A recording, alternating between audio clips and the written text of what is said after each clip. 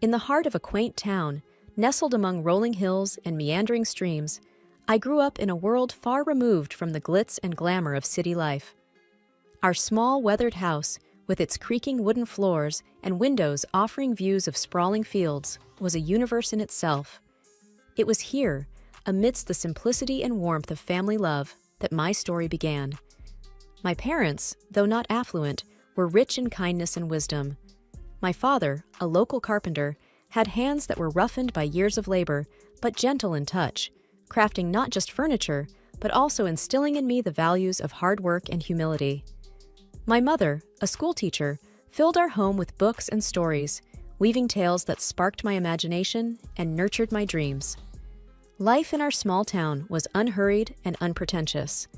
Neighbors greeted each other with familiarity, and community events were the highlights of our social calendar. I cherished this life, finding joy in the small pleasures, the fresh scent of earth after rain, the rustling of leaves underfoot, and the chorus of birds at dawn. It was at the local library where I first encountered Mark. He was unlike anyone I had known, a visitor from the city, with an air of sophistication yet an unassuming nature. His family was well known in the business circles, their wealth and influence reaching far beyond the city's skyscrapers. But Mark, with his easy smile and genuine interest in my mundane tales, was a refreshing anomaly in that world. Our initial conversations were tentative, like two worlds cautiously orbiting each other. He spoke of city life, the fast pace, the endless opportunities, and the dazzling lights. I shared stories of my town, the annual harvest festival, the serene walks by the stream, and the close-knit community. In those early days, we would often meet at the old park bench by the lake, our conversations stretching for hours. The lake, with its placid waters reflecting the changing hues of the sky, bore witness to our growing connection, an invisible thread weaving our disparate worlds into one.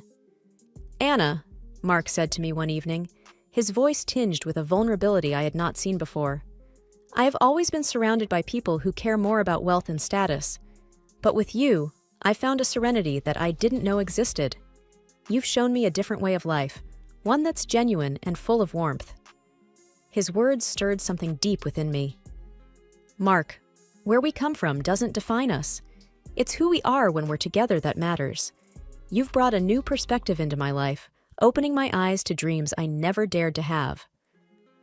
As our relationship deepened, Mark confided in me about his family, particularly his mother, a woman of elegance but stringent expectations. He spoke of her with respect, yet there was an underlying concern in his words. "She has her own ideas about who I should be with. I'm just worried about how she'll react to, well, to us." I reached out, taking his hand in mine, feeling the slight tremor. "We'll face that together," I assured him. "Love isn't about backgrounds or expectations. It's about two people who choose each other against all odds." The day Mark proposed was as unassuming as our love. No grand gestures, just a heartfelt promise of a life together. As I looked into his eyes, brimming with hope and love, I knew this was just the beginning. The evening I was set to meet Mark's family, my nerves were on edge. The grandeur of their mansion loomed large as we approached, a stark reminder of the different worlds Mark and I came from. Mark held my hand, giving me a reassuring look. "Just be yourself, Anna. That's all you need to be." I smiled weakly, trying to quell the rising anxiety. "I just hope your mom doesn't think I'm out of place." Mark sighed, a hint of concern in his eyes. "Mom can be a bit much. Just remember, I'm here with you." As we entered the opulent dining room, Mark's mother, Marion, a statuesque woman with an air of austerity, greeted us. Her eyes quickly took me in, a flicker of disapproval passing over her face. "So, this is the young lady who's captured my son's heart. Interesting choice, Mark." Dinner was an elaborate affair, the table set with dishes I couldn't even name. Mark's mother, ever the gracious host, offered me a plate with a sly smile. "I suppose these dishes might be a bit too sophisticated for your taste, Anna. We can get something simpler if you'd prefer." I felt a flush of embarrassment, but managed a polite decline. "No, thank you. I'm always eager to try new things." As the evening progressed, Her comments grew more pointed. She eyed my dress, a simple but neat outfit I had thought was appropriate. "Is that what passes for evening wear in your town? It must be challenging to find good clothes on a modest budget." Mark jumped in, trying to steer the conversation elsewhere, but his mother was unrelenting. "Tell me, Anna, what do your parents do? It's always fascinating to learn about different walks of life." I answered, feeling the weight of her judgment.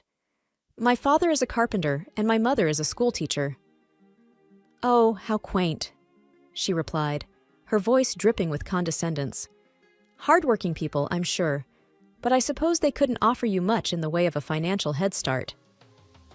The meal continued with her taking jabs at my small-town upbringing, my parents' humble occupations, and even my salary, which she had somehow learned about. Each comment was veiled in politeness, but sharp enough to cut. Mark was visibly uncomfortable, his attempts at defending me only seeming to amuse her more. As we left, Mark's father, Daniel, pulled me aside, offering a kind smile. "Anna, you handled yourself well. Don't let her get to you. She'll come around." In the car, Mark apologized profusely. "I'm so sorry, Anna. I didn't think she'd be this harsh." I sighed, a mix of hurt and determination in my voice. "It's okay, Mark. I knew it wouldn't be easy, but I love you, and that's what matters." That night, as I lay in bed, the sting of his mother's words lingered. But beneath the hurt, a resolve was building. This was more than just about fitting in.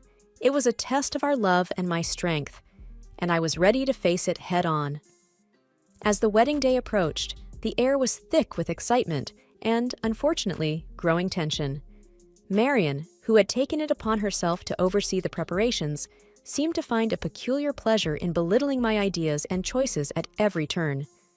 One afternoon, while discussing the wedding plans with Mark and his mother, the topic of the wedding dress came up. I had chosen a simple yet elegant gown that I felt reflected my personality.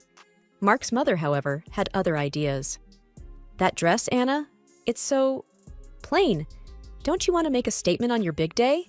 After all, you're marrying into the family," she said, her voice laced with a patronizing tone. Mark squeezed my hand under the table, giving me a supportive look. "Mom, Anna looks beautiful in that dress. It's her choice, and it's perfect." But his mother was relentless. "Oh, Mark, let's be realistic. This is a high-profile event. People expect a certain standard. Anna, dear, you should consider something more fitting of our family's status." I tried to keep my voice steady, though I felt a sting at her words. "I appreciate your concern, but I really love my dress. It's special to me." Her response was a dismissive wave. "Well, it's your day, I suppose.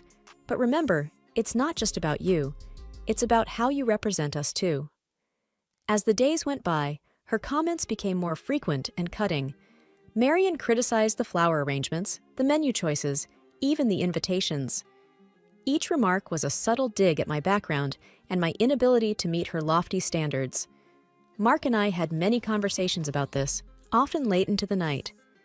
"I can't believe she's being so difficult," Mark would say, frustration evident in his voice. "I wish she could just see how amazing you are, how you make me happy." I would lie there, feeling his arms around me, a mix of love and sorrow in my heart. I knew it wouldn't be easy, marrying into your family, but I didn't expect it to be this hard. The wedding day dawned bright and clear, a stark contrast to the turmoil churning within me. My parents and I had worked hard to make everything perfect, despite the constant criticisms from Marion. As I dressed in my simple but elegant gown, I hoped the day would pass without incident. The ceremony was beautiful, filled with love and heartfelt vows. Mark's eyes shone with affection and promise as we said our I do's. However, looming over the joyous occasion was the apprehension of the reception to follow, particularly the speeches. As expected, Marion took the microphone, her presence commanding the room's attention. The air was thick with expectation as she began to speak. "Ladies and gentlemen," she started, her voice loud and clear, "today we have gathered to witness the union of my son Mark with Anna, let's say, a person from a different circle." Whispers spread through the guests. I felt a cold shiver run down my spine. She continued, her words sharp and unyielding.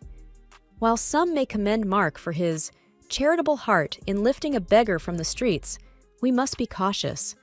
It's essential to keep our family's reputation and standards high, not let them be diluted by those who are clearly freeloaders, seeking to elevate their status by clinging to a family of higher standing. The room fell into a stunned silence. My parents looked at me, their faces a mix of shock and hurt. Mark's face was a mask of disbelief and anger. The guests, a mix of our friends and Mark's high society acquaintances, looked on uncomfortably, unsure of how to react. My heart sank, and a profound shame washed over me. Her words, so cruel in public, were more than just insults. They were a deliberate attempt to shame and belittle me in front of everyone we cared about. As she concluded her speech with a forced toast to our future, the applause was hesitant and muted. The room was enveloped in an awkward silence, the joy of the occasion marred by her venomous words. Mark stood up, his voice trembling slightly. "I'm sorry, Anna. This isn't what I wanted." His eyes were apologetic, filled with a mix of love and sorrow. I looked around at the shocked faces of our guests, feeling incredibly humiliated. The weight of her words hung heavily in the air, casting a shadow over what was supposed to be the happiest day of our lives. The atmosphere at the reception was still tense following the disparaging speech by Mark's mother, when his grandmother, Mrs. Eleanor, a figure of respect and authority in the family, requested the microphone. Her poised demeanor and serious expression immediately drew the attention of all the guests. "Good evening," she began, her voice clear and firm. "I have something important to say. Anna, you have faced unwarranted criticism today, criticism that no one deserves, especially not on their wedding day." I looked up in surprise, and Mark, beside me, appeared equally astonished. Mrs. Eleanor then turned towards Marian. "It seems we have forgotten our own past and where we come from. Let me remind everyone here, especially you, that before you were the lady of this house, you were a maid working under this very roof. It was here that you met your husband." A hush fell over the room. Mark's mother's face turned a shade paler, her eyes widening in shock and embarrassment.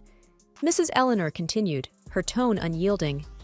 "So, for a former maid to stand here and scorn someone for their humble beginnings and modest means is not only ironic, but deeply hypocritical."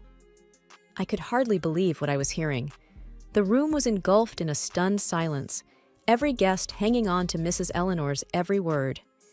You, who rose from poverty, should be the last person to judge or belittle another based on their background. We should be proud of Anna's integrity and strength, not deride her for it.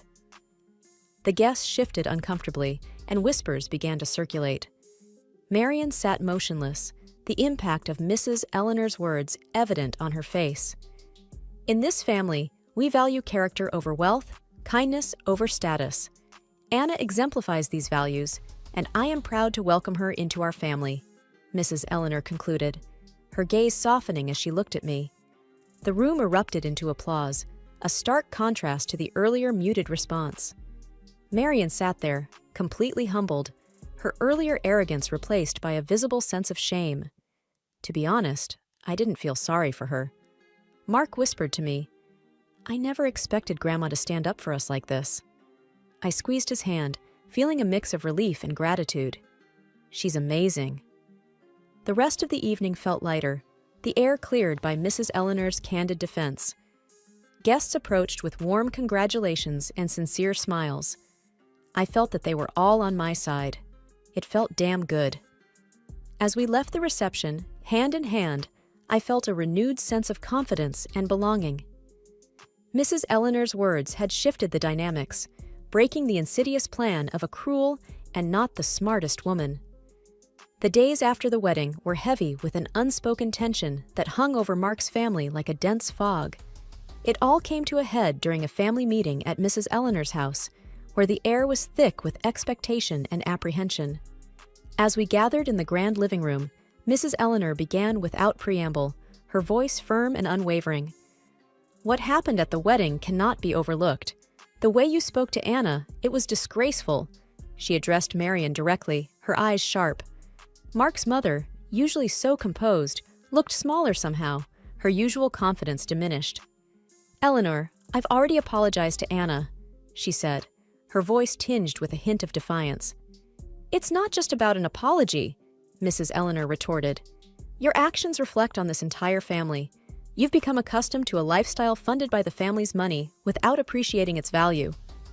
Mark's father nodded in agreement, his expression serious. "My mother is right. You've lost sight of what's important." Mrs. Eleanor then laid out her decision, each word deliberate and clear. "I've decided to cut off the financial support you've been receiving. It's time you start contributing to this family instead of just taking. You'll need to find a job and learn to live within your means." The shock on Marion's face was evident. She turned to her husband, seeking support.